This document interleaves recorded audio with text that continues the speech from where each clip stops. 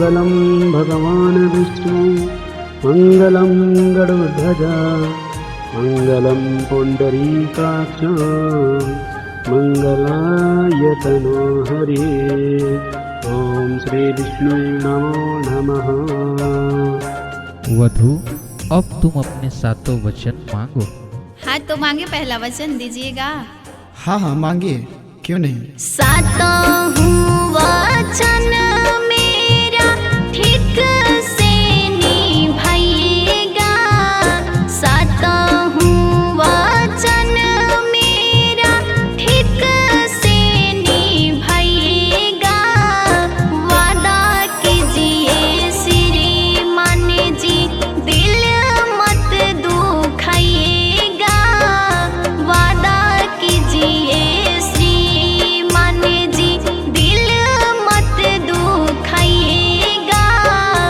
वादा कीजिए श्रीमान जी।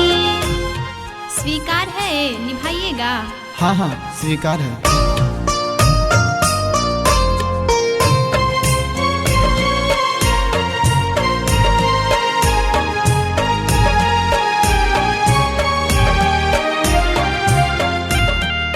दूसरा वचन मांगे, सोच के बताइएगा, निभाना भी पड़ेगा, समझे। हाँ हाँ निभाएंगे, इसमें क्या रखा है।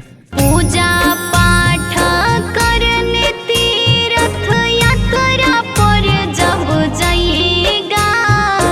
पूजा पाठ करने तीर्थ यात्रा पर जाइएगा। वादा कीजिए अपने धर्म पत्नी को न भुलाइएगा। वादा कीजिए अपने धर्म पत्नी को न भुलाइएगा। वादा कीजिए अपने धर्म।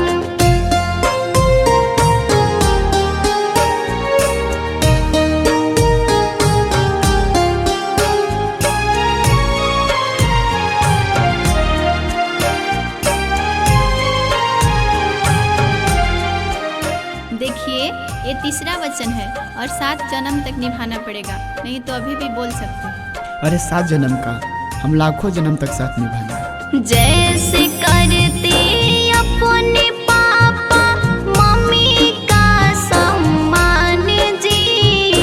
जैसे करते अपने पापा मम्मी का सम्मान जी। वैसे ही रखना होगा सास ससुर का मान जी। वैसे ही रखना होगा सास ससुर का मान जी। वैसे ही रखना होगा।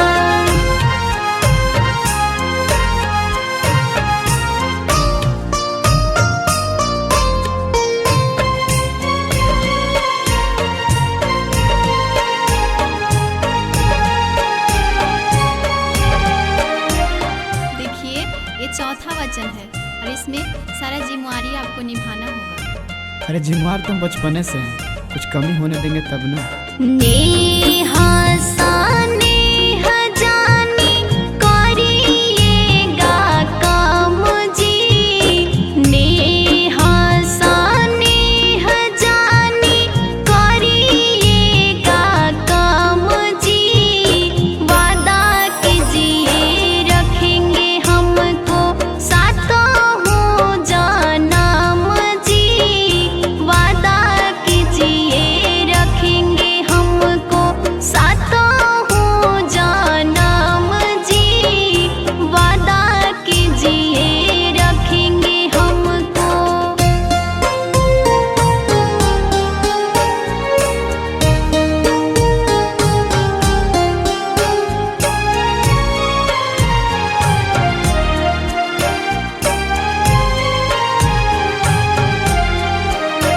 ये 5वां वचन है, इसमें जो भी कमाइएगा, जो भी खर्च कीजिएगा, सब मुझे सच सच बताइएगा। हाँ हाँ सब कुछ सच सच बताएंगे, आप ही को मालकिन बना देंगे। घर की काम काज में होगा मेरा अधिकार जी।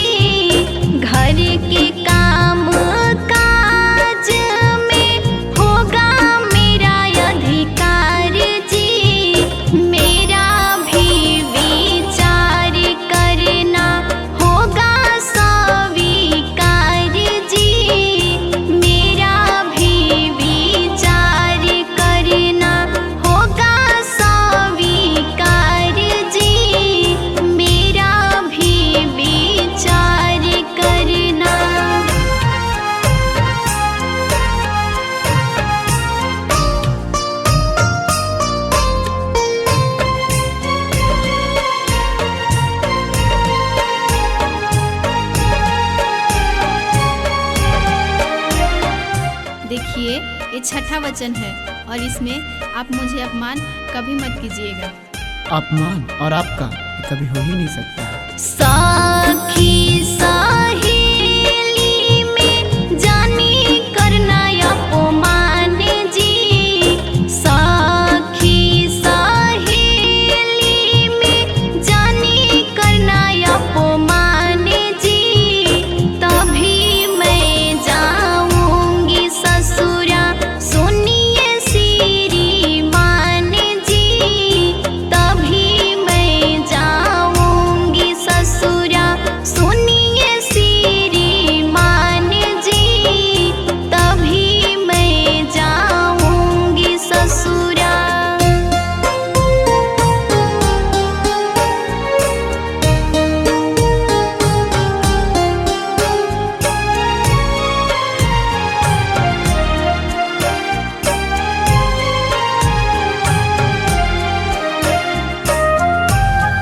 देखिए ये 7वां यानी कि आखिरी वचन है और ये गलती से भी नहीं टूटना चाहिए। नहीं टूटेगा जी, आप मांगिए ना।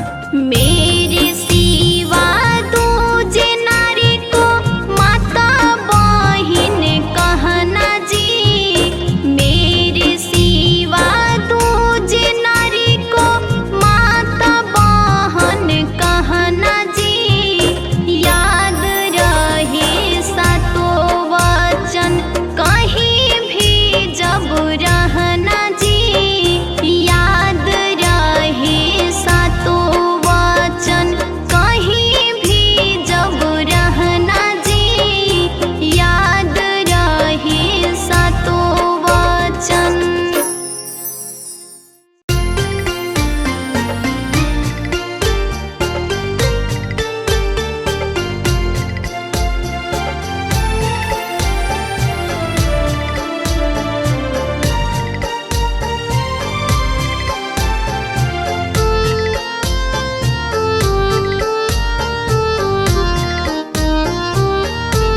पापा हो घरवा से गईला भी हंसत तू हो ना, पापा हो घरवा से गईला भी हंसत तू हो ना, पापा हो का भइले आइला कुहुकत तू हो ना, पापा हो का भइले आइला कुहुकत तू हो ना।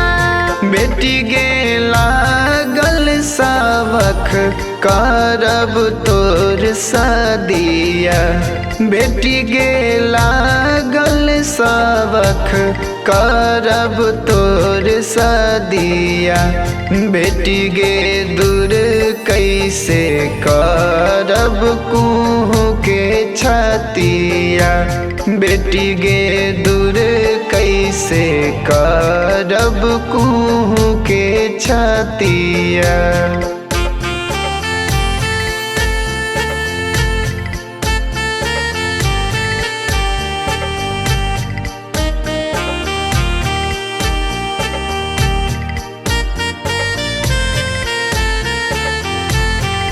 Music by Nitish Raj.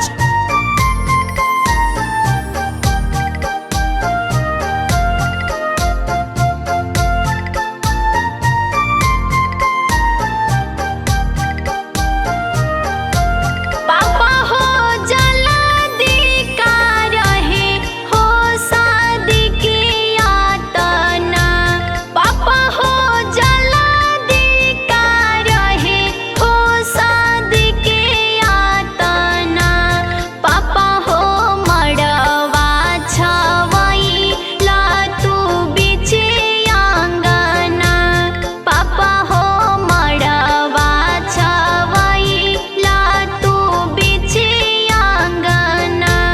बेटी गे तोहारो ता पापा मजबूर बाड़े ना, बेटी गे तोहारो ता पापा मजबूर बाड़े ना, बेटी गे बिसारे पड़ी है दस्तूर बाड़े ना, बेटी गे बिसारे पड़ी है सतुर बाड़े ना।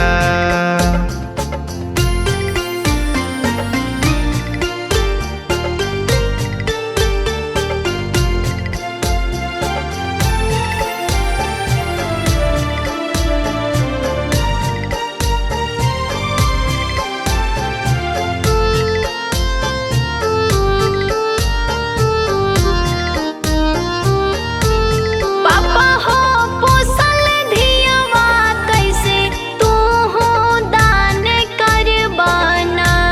पापा हो पोसल धियवा कैसे तू हो दान करबाना। पापा हो शंखा पनिया ढार के बीरान करबाना। पापा हो शंखा पनिया ढार के बीरान करबाना। बेटी गे पापा के बुझाना तू काम दुखिया। बेटी गे पापा के बुझाना तू काम दुखिया। बेटी गे पिंकेश नीरज के भी फाटे छातिया। बेटी गे राहुल नीतीश के भी फाटे छातिया।